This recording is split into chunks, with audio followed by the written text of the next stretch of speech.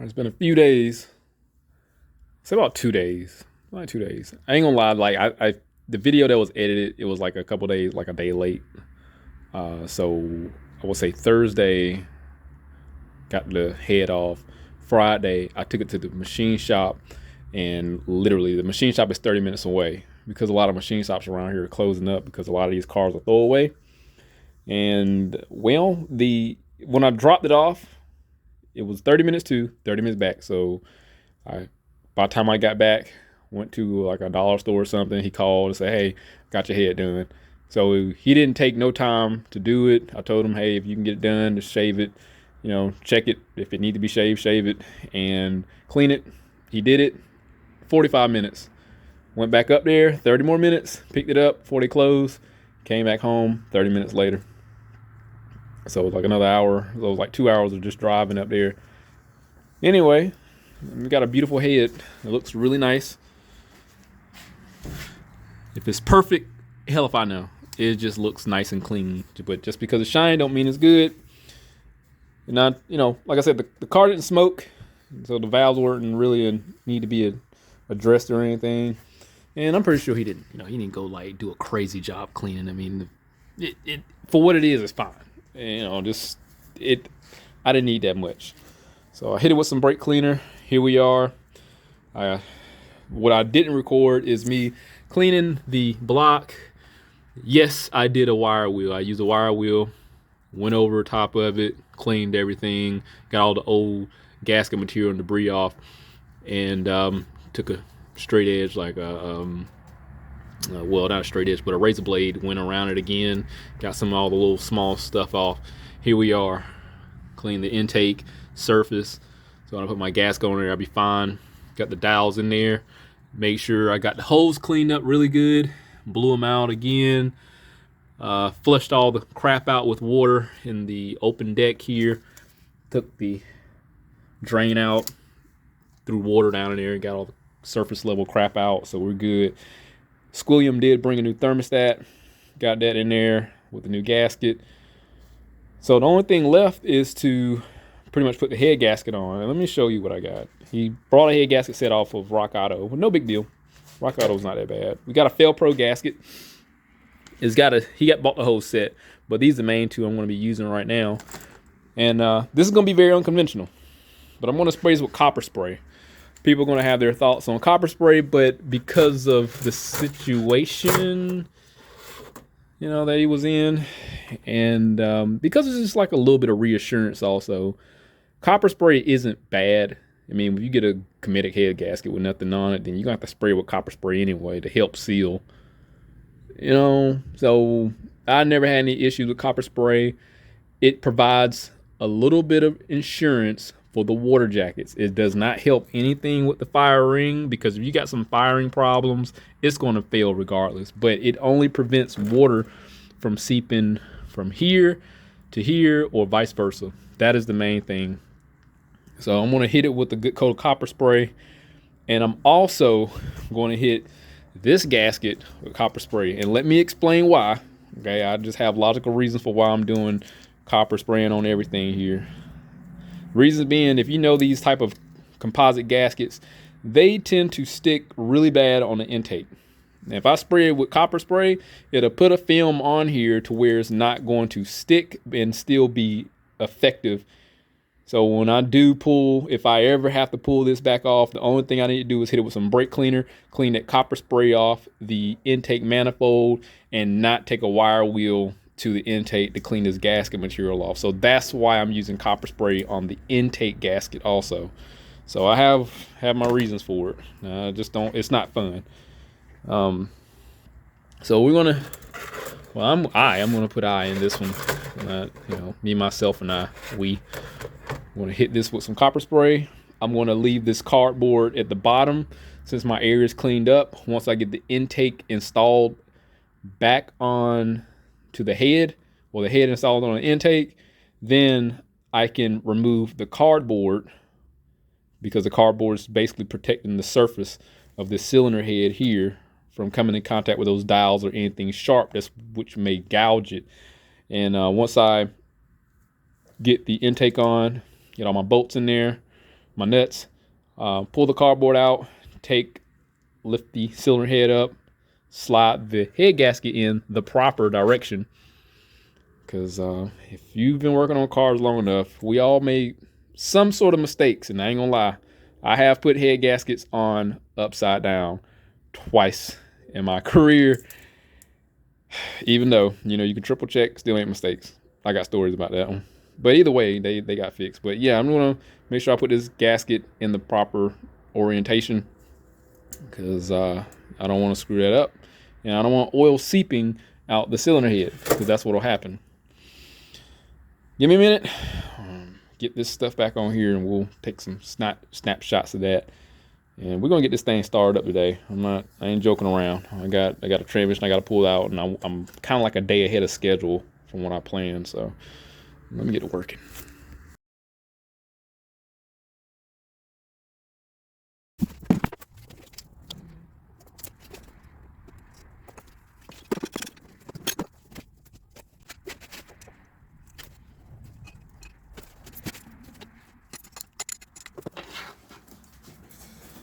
I got the nuts for the intake manifold. It was like half of them was missing. I can't remember how many I pulled out, but I tell you what, I had to replace a lot of them. So we ain't got to worry about any intake leaks. I know he had an intake leak before. His brother had allegedly repaired. I think it was this car or the other car. I can't remember. But a lot of them was missing, and they were replaced now. Let's move on to the next thing. Drop cylinder head on the block. We're gonna mate it with the head gasket. Make sure everything's out the way. That was a good idea, cleaning the coolant jug off to support this. That worked out really good. So I'm gonna lift. Well, I still could use the coolant jug to hold it. Let me clean it off again. Any dirt and debris, because it's very soft. Plastic is not gonna damage anything. What I'm gonna do, I'm gonna lift it up, pull this cardboard out, this underneath. I'm gonna take a rag, a brake cleaner, run it back under there, clean any oil that may have accumulated and settled. And then we'll install the head gasket. Lift up on this. Oil.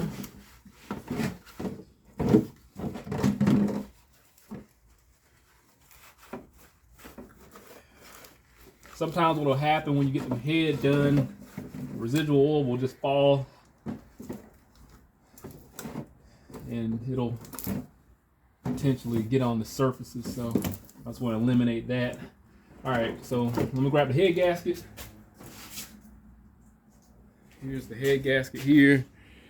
It has 2 coats of copper spray. This is the side that's up, because I know I put a mark here so I can make sure I saw the word up. The writings need to be facing up. So this is dry. Put this here.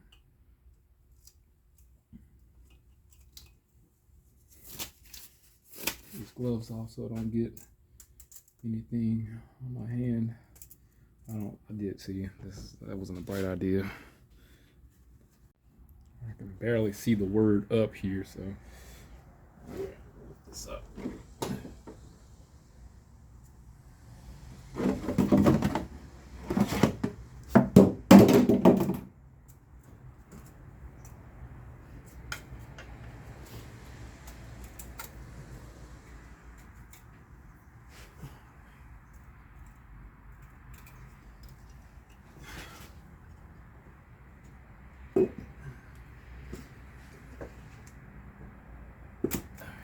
Perfect. There we go. Fell right into place. Let me get our new head bolts and use. I got some 5W30 that I'm going to put in here anyway, and I'm going to put lube on the head of the bolts. Drop them in there and torque them down on an X pattern at 25 foot-pounds first. All right, here we go. I got my oil here to my left, and the bolts, head bolts he wound up using was something that he got off of Rock Auto, which is Apex. They're premium grade bolts. So we're gonna find these two long ones first, which looks like it's gonna be this one and this one, these two. So these are gonna be two long ones. I'm just gonna dip them in the oil, heads of them. And what I'll do, dab the washer portion and run them down in there, like the base for the washer. And I know y'all hate this. This is the weak impact gun.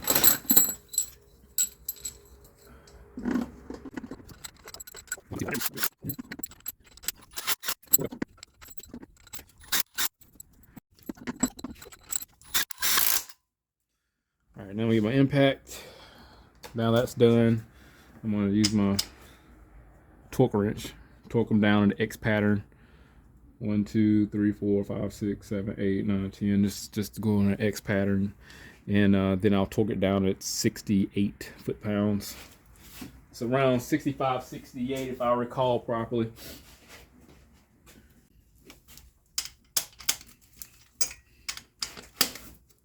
So I literally didn't look up the torque specs, but again, I've done a lot of these, and 65 was perfectly fine. So never had any issues. It's around about that. You're not gonna be 100% perfect with torque anyway.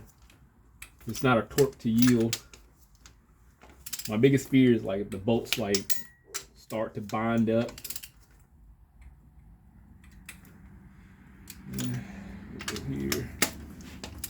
That's usually my biggest fear, but shouldn't have that problem. I cleaned the threads and I lubed them up.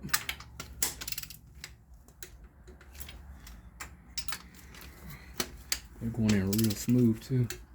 All right, so it's 25 foot-pounds. I'm gonna run up to, it wouldn't hurt to go back over them just to be on the safe side. So they got a uniform base. See, like that one was a little loose.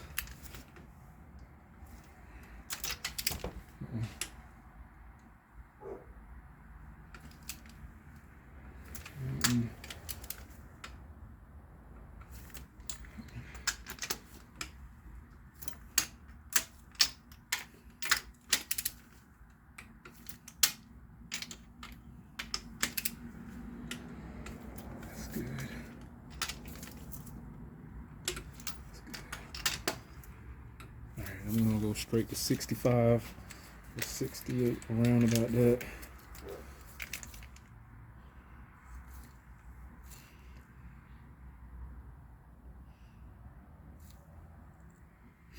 All right, 68. All right, please don't bind.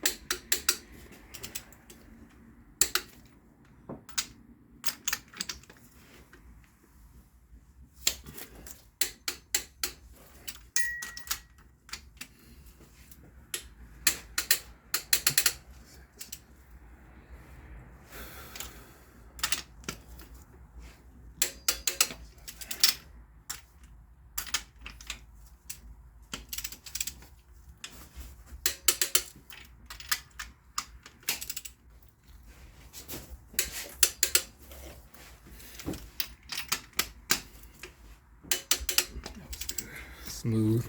That was great. So that went in very smooth. I know I didn't go in the proper order as I did the first time, but as long as you go in the X pattern, nothing's going to happen. Trust me, bro.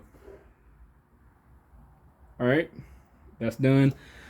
Now, get the manifold on, get the bolts for the, well, the power steering bracket wasn't really held in that well. And Once I get the exhaust manifold on, I want to show getting the cams back in. And oh, I gotta put a new exhaust manifold gasket.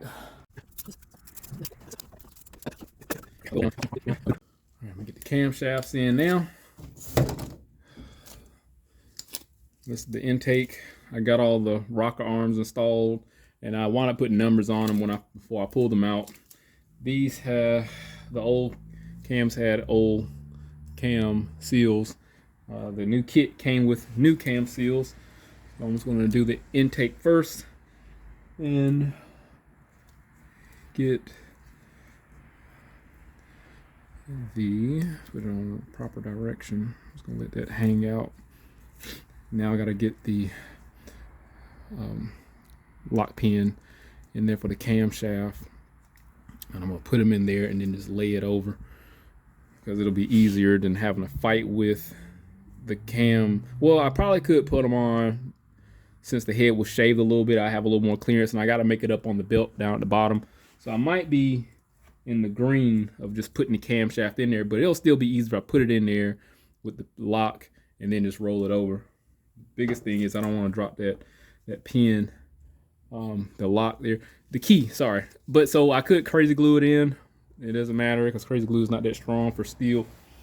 I figured something out. Let me get it.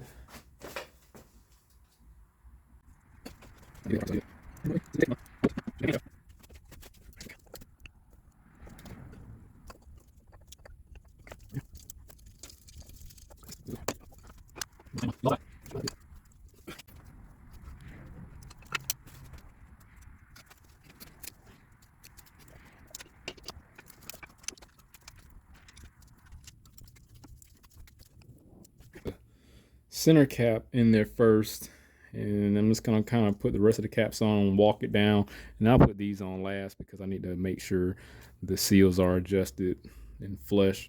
So when I put the end caps on, number one, then I can properly tighten them all down. I just want to get the cams pushed down and seated.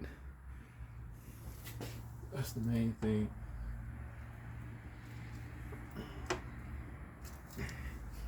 All right, the moment of truth. Everything is back together. It's gonna look a little sloppy until I neaten everything up. I just need to do the first startup. That's the main thing. Make sure everything sounds good. First startups always make us nervous, right? I got the coolant topped off. I got the oil full. That's good.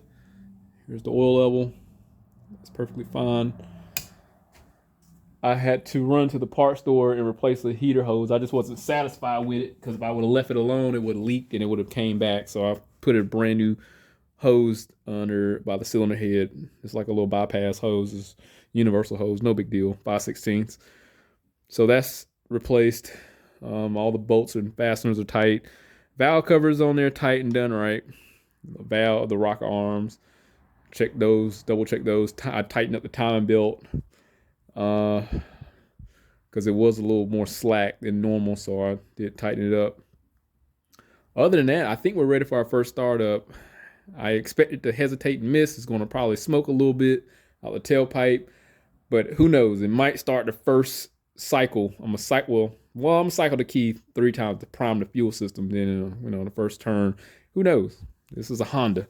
After I let it run for a while, I'm gonna neaten everything up, go on my test drive, and then when I don't want to say break it in, but once I get about 15 miles on it, make sure everything is good, not leaking, then we'll do that last compression test. Here you go.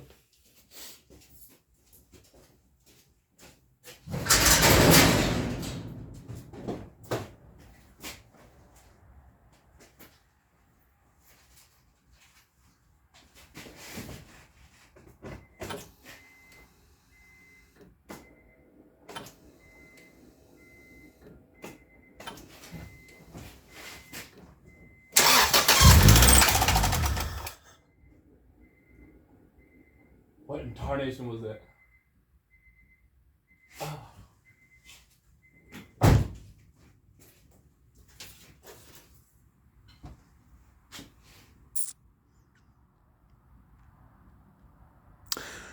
I don't like the way that sound. I don't like the way that sound at all. I don't like the way that sounded. That didn't sound good at all.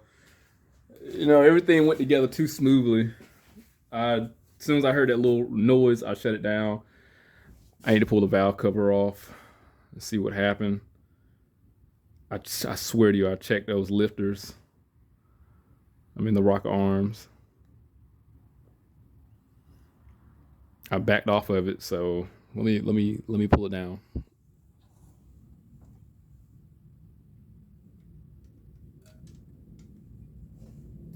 All the rocker arms are fine.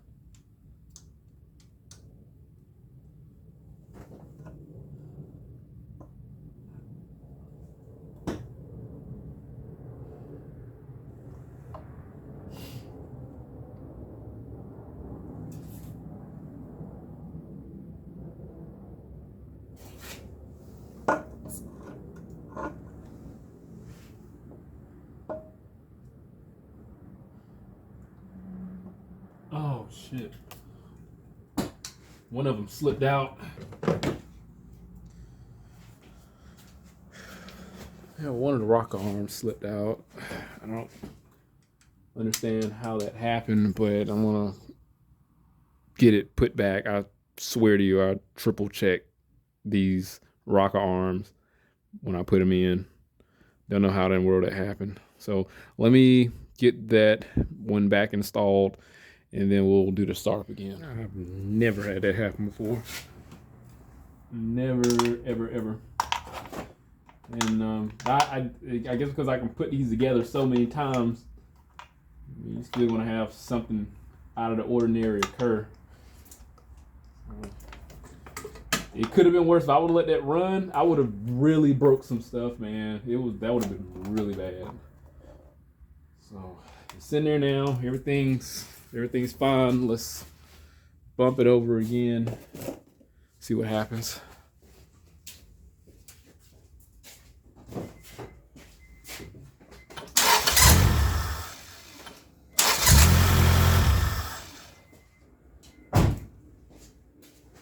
Make certain. Now I shut it down on my own. I just got scared.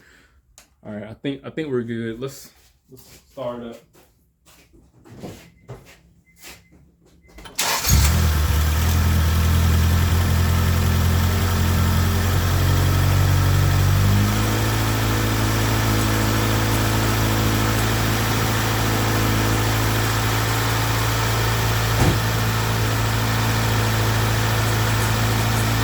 Sounds good.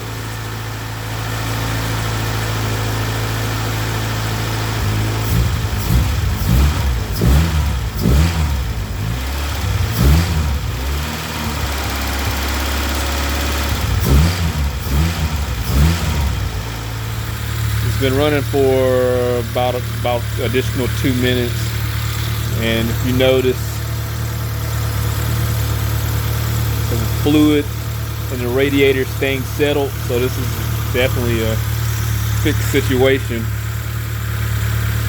Only thing I can do is let it idle, let everything burn off. And like I said, I'm gonna neaten those wires up, get the air intake on, and then we'll come back after I get about 15 miles driven and do a compression test.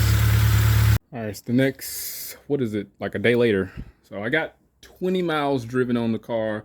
It runs good and starts up great. Let me show you that.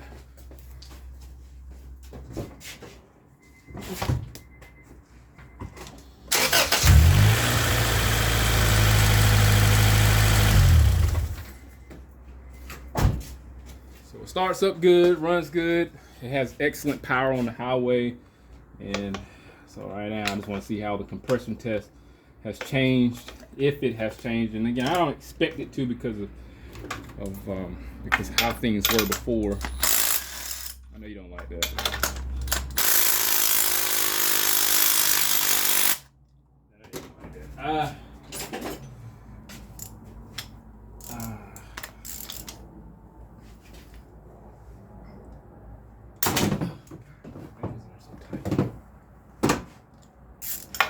Golly.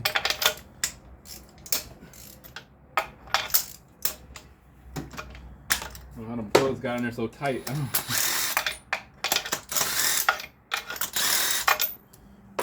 see what it looks like.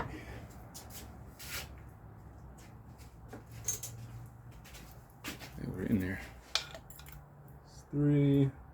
I said 3. This is 2. Looks great. It's 1. Looks great.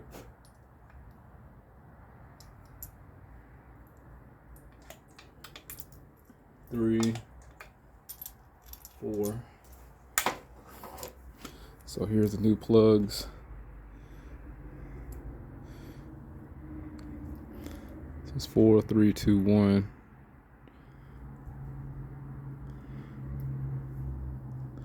They look pretty good. I don't know why I was clean like that. It's not pushing coolant or anything out.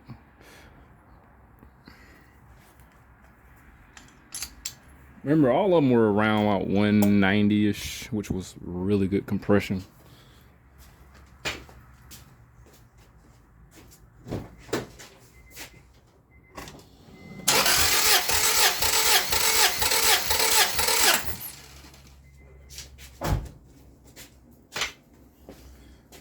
So cylinder 1 got about like close to 180, about 170, between 175 and 180. I want to say 155, 60, 65, 70, 75. So it's like a little bit over 170 to 175. Still very good. Let's see what number 2 is doing. This compression test, I mean, this engine is kind of it's warmer than the original compression test I did. Let's see what number 2 is doing.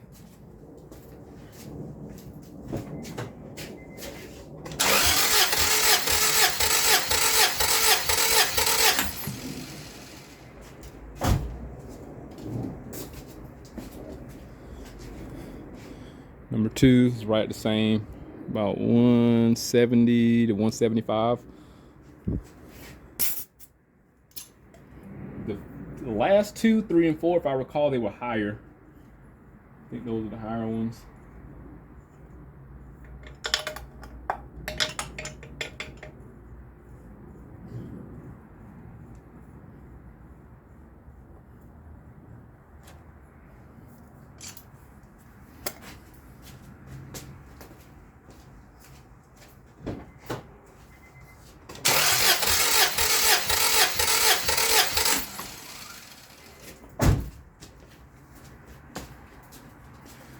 Number 3, it's close to 170. It's like it's dropping off a little bit, so I'm pretty sure we hit 170 also.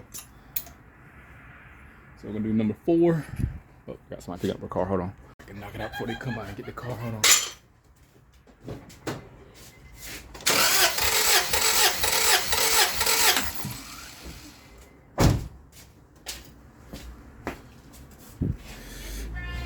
So we're at 180.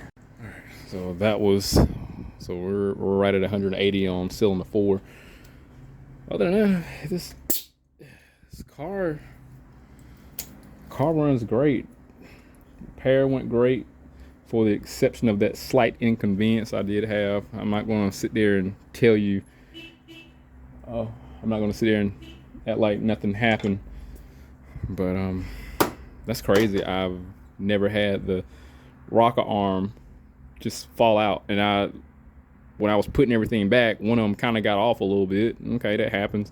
Pulled the camshaft out, realigned all of them, triple checked everything, and then that happened. But I tell you, this could have really went for a turn for the worse if I didn't stop that engine from running it, and I would have been replacing the valve. That was just horrible.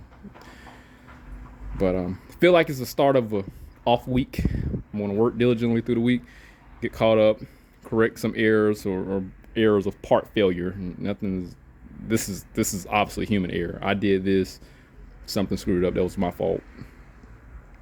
I can look over it, I can miss some things, but it happened. But then the worst didn't happen. So I'm in a good spot. Doing the head gasket on this wasn't that bad. Like I said, I've done a lot of them. Car runs great, and we should be good to go. But if anything happened in regards to repair, I'll definitely keep you updated. But hit that link, subscribe to the channel, stay informed, had a original some more work. See you next one.